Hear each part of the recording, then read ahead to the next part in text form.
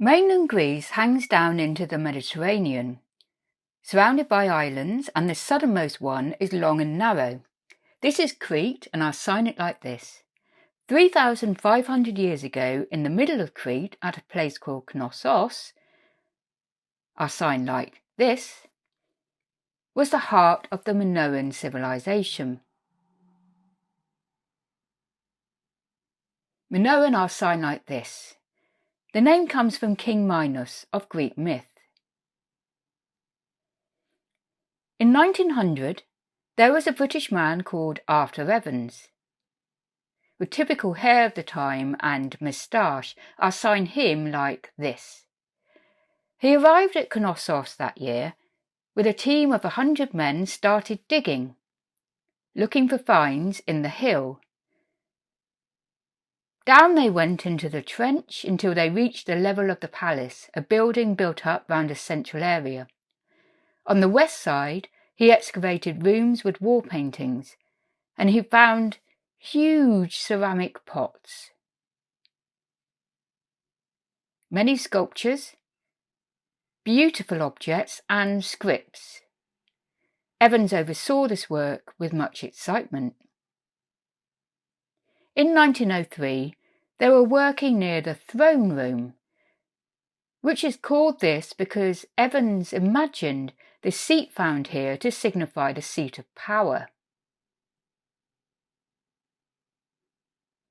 Near this room, Evans found 2 cysts cut into the floor with lots of broken things in them. Evans named this area the Temple Repositories. There were signs of burning, as though the assemblage had been damaged and destroyed before being stored in these cysts. So many different things were found, such as women's clothing or models of women's clothing, painted shelves, pots, some of which were used for libations, and inscriptions of ancient writing. The script was called Lineae. The so-called snake goddesses were found under the stone cover, in fragments with some pieces missing. Fragments from 5 or 6 women were found, and 2 reconstructed figurines are well known today. First, the Mother Goddess. With her arms in front of her, she holds snakes loosely in both hands, and they run up her arms behind her neck and down the other arm. Another snake runs behind her neck to appear in the top of the tall hat on her head, staring out to the viewer. Its body encircles hers. She wears a tight-fitting corset that frames her bare breasts, running down to a full-length flounce skirt.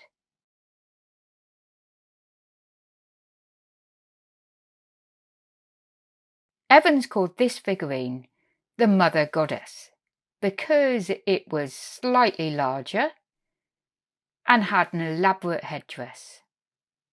He imagined that the Minoans worshipped a key female deity, whom he called the Mother Goddess. The second figurine, as it is today, he called the Votary. With damaged arms, she also wears a corset that frames her bare breasts with a flounce skirt.